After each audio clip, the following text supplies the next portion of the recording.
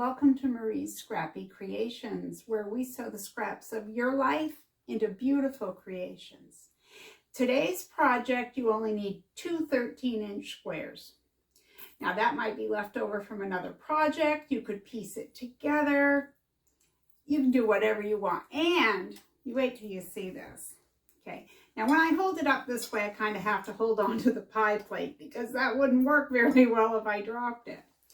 It is a cozy, just like you get a bowl cozy for the microwave. This is a pie plate cozy, totally reversible. So for mine, I have, my eggplant, tomato, green pepper fabric on one side, and we've got some adorable chickens on the other. So red and yellow, great kitchen colors, can be turned either way. And it's so easy to put together. So grab your fabric. Let's go take a look at how to make this. And you can also make it to fit whichever size pie plate that you have in your kitchen. Bonus. Okay, let's go make this. All right, let's take a look at what we're going to need for today's project. You might get by with a little bit smaller square, but we're going to go with two 13-inch squares. Now, if you've ever made the bowl cozies, you know that you are supposed to use 100% cotton fabric and 100% cotton batting.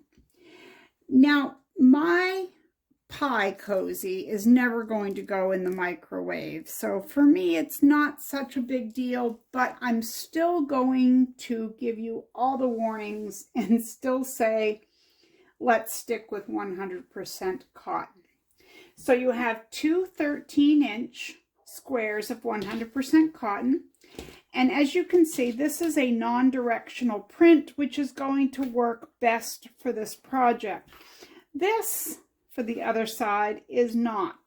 I'm still going to use it because I like the red with the yellow, and even though one has some fruit and veg and this has chickens, I still think it's kitcheny enough that it's going to work. So two 13-inch squares, and of course two 13-inch squares of cotton batting. You can't use fusible fleece in this project because if you put a hot pie plate into something that had that in the middle, it would melt it. To be sure, if you want to make sure that you have 100% cotton batting, you can always use Wrap and Zap. And I will leave a link to both cotton batting, Wrap and Zap, whatever, down below. The other things you'll need are a marking pencil, marking pen, marker, what have you, because you're going to need to make some marks. So this is not a lot different from making a bowl cozy. So we're going to start the same way. Turn your fabrics so that the wrong side is facing and place your cotton batting on your pieces. Just like this. So here's the first part of using the marker, pen, what have you. I'm saying that a lot today. What have you? Okay, now you could certainly mark from this side if you want to. I'm going to choose not to, simply because what if my mark didn't come off or something along those lines? I'm just going to sew it from this side. So I'm going to make a big blue X from one corner to the other. So a big diagonal line. And I also want to say at this point, you could certainly quilt this. You could quilt in thirds or anyhow you would like to quilt this. But I'm going to do it this way. And I'm going to use a fancier stitch. You could use a straight line. There again, you can do whatever you want. It's your pie cozy. And for me, this project is something that just looks nice. I mean, think about it. You've got Thanksgiving, you have family and friends, you have someone, and you can really impress them. You bring the pie over to the plate with this cozy, and it's going to look so cute. I mean, if it was Thanksgiving, you could make it with Thanksgiving fabric. You could do whatever. Okay, so the other thing I want you to be 100% sure that, because if you're making this as a gift, you don't know if someone's going to put it in the microwave. Make sure you use 100% cotton thread in both your top and your bobbin thread. All right, so let's take this over to the sewing machine, and using whatever stitch you want, fancy or straight, at least quilt diagonally, if not all over. There again, you could do some fancy all over stitches. You could free motion quilt. You do whatever your heart desires. Make it your own, right? Okay, I'm going to go quilt mine, and I will be right back and show you what I come up with. Before I go sew, I thought I should mention that you could clip or pin it together. The cotton batting mostly stays in place, so I don't tend to pin this very often, which is how I forgot to tell you. But if you're new to this, you may want to pin it just to hold everything where it needs to be. We don't need anything shuffling around under the sewing machine. All right, I'm going to remove my pins.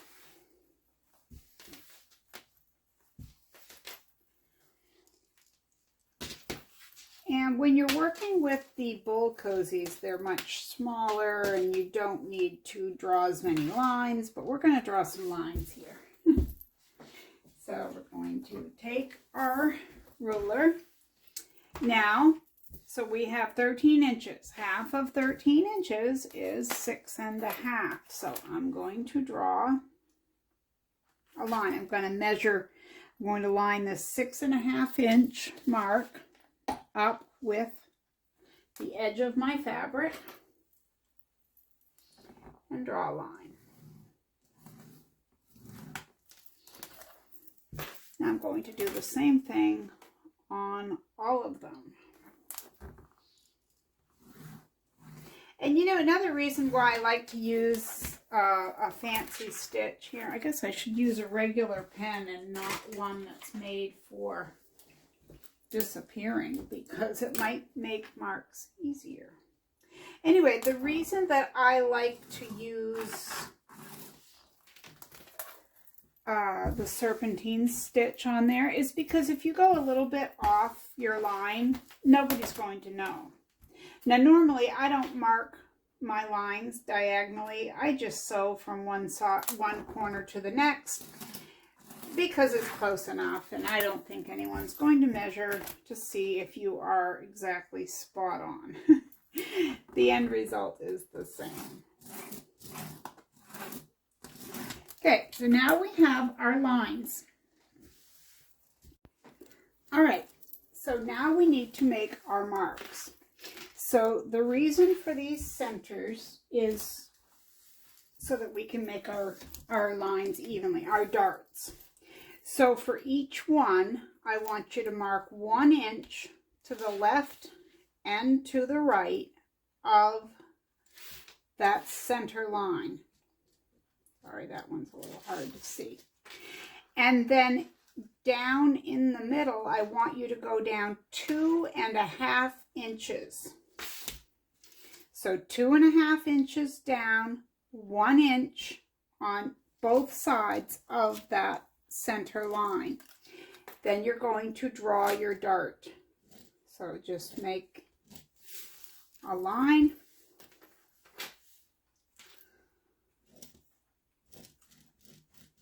And another line. Should look similar to that.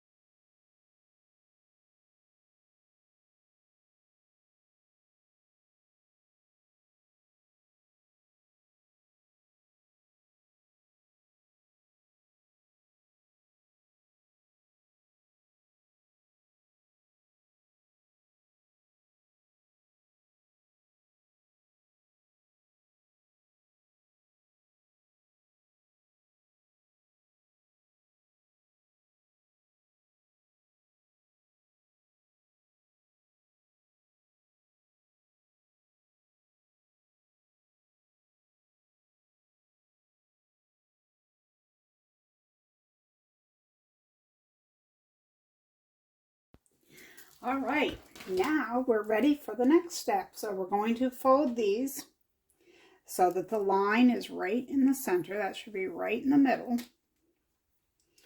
I'm going to place a pin. Use a clip if you prefer. Make sure everything is centered.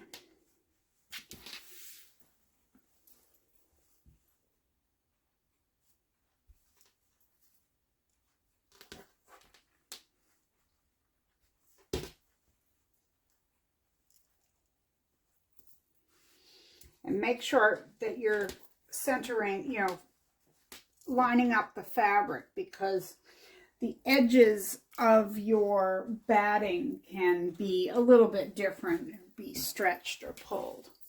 Okay, so I'm going to back tack, sew across, and back tack. And I like to use a very tight stitch, so I would go with like a 1.8 millimeter stitch. So we're going to do these 4 and then come back and fold it the other way. Okay, one side is done.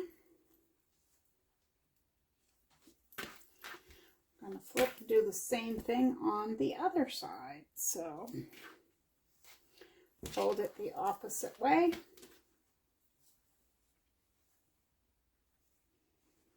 Just match up your fabric edges.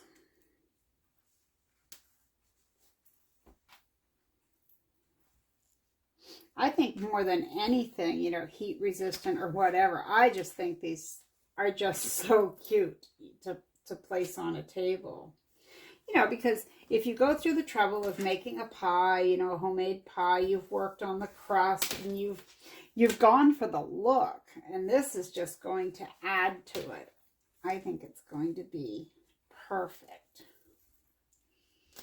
Okay, so these other 4 we'll be back to it. All right, all done that. Take our pins out. I'm very leery of pins. I ruined a pair of scissors a few weeks ago, running over a pin. And you're going to trim them. Just leave a little bit. You're going to go around and do 4 on each pie cozy.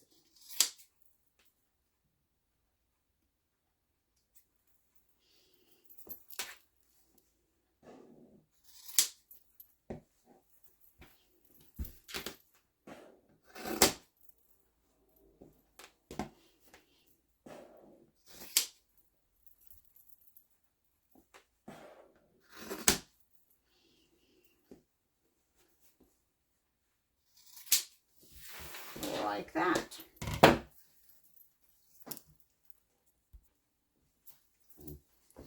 Okay, now we have it to this point. This is what it should look like. We're going to put right sides facing like this. Okay. You could use clips or pins.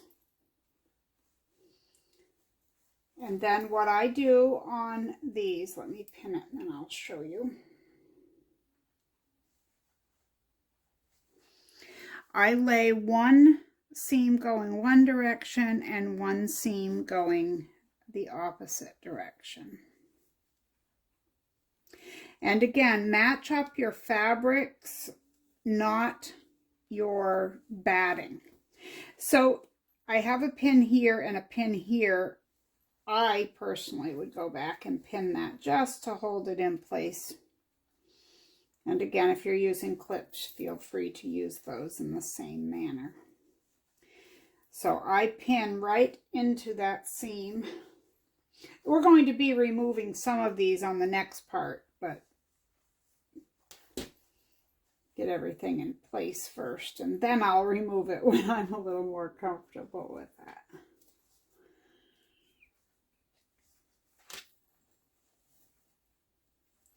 Because we're going to use our pie plate next. And my pie plate, I'll measure it, I'll show you the style, but this could be done for any pie plate. you certainly could, if yours is a little bit different, you could adjust it to suit whatever you have. Will definitely work.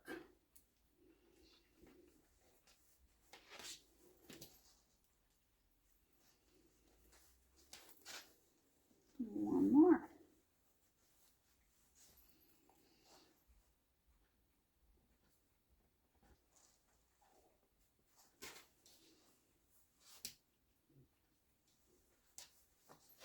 All right. Now I'm going to show you my pie plate. Pie plates are measured by the base right here, the plate part. So from side to side, this is 8.5, and then the top is 11. And this will work with any size pie plate. Okay, so place this in. Then we're going to take something that we can see to mark this. Now, you're going to feel for this rim right here. Okay, so place everything in there evenly. Kind of fold it over and make a line. Opposite side. We're only doing this to 2. Opposite side, we're going to do the same thing.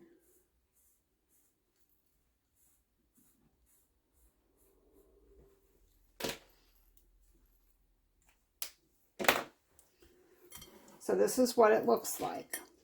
You've got a line here. I'm going to move my pins.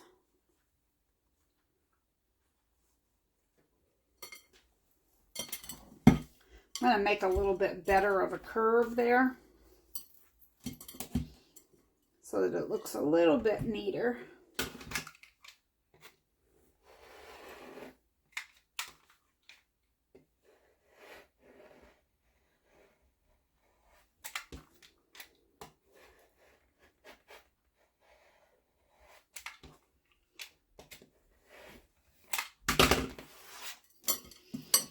I'm going to do the same thing on the other side. Just be sure to move your pins out of the way.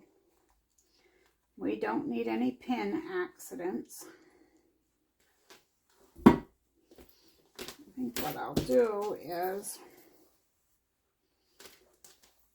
even it up.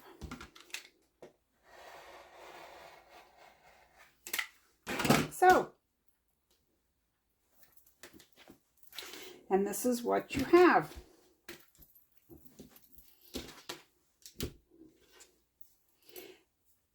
Okay, so the next thing we want to do, let's see, we want the pin side up. We need to leave an opening.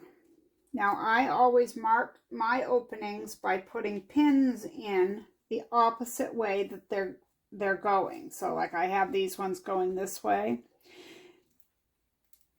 And then the other thing is I usually will use a larger pin because then these are more noticeable. Okay. Using a 1/2 inch, not a quarter, a 1/2 inch seam allowance.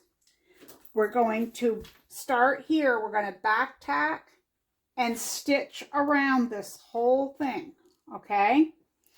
And actually, I need to curve this out a little bit more. You see how there's that jutting edge? Let's do that. I don't know why it only happened on one, but we want it. This is more a method than a pattern, so we're not going to worry too much because it will all turn out. See, that's pretty much even. You can, when you get to those, to that section, your stitches are going to clean it all up anyway. So 1/2 inch, we're going to go around back tack, go around back tack, and meet me back here. Okay, I have sewn all the way around there. It's kind of like a funny leaf shape. Now what we're going to do is trim our corners because we don't want this bulk.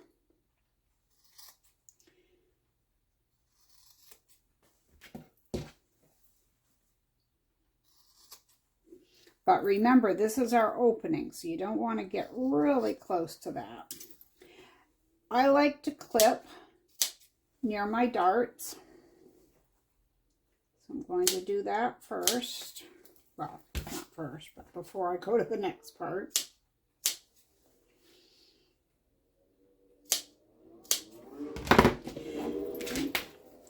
Now I'm going to take my pinking shears, and if you don't have pinking shears, you can certainly just trim this up with your other scissors. I'm going to turn my iron on because we're going to need our steam and our heat.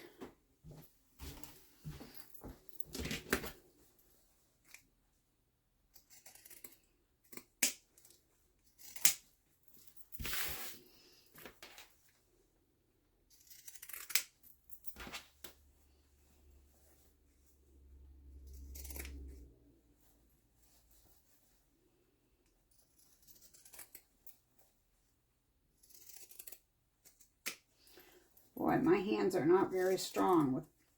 And pinking shears, I think, are hard to use anyway. At least I find them to be, even when it's not thick areas like this. They're a stiffer scissor. Okay, and I have my little point turner. So we're going to find our opening and turn this right side out.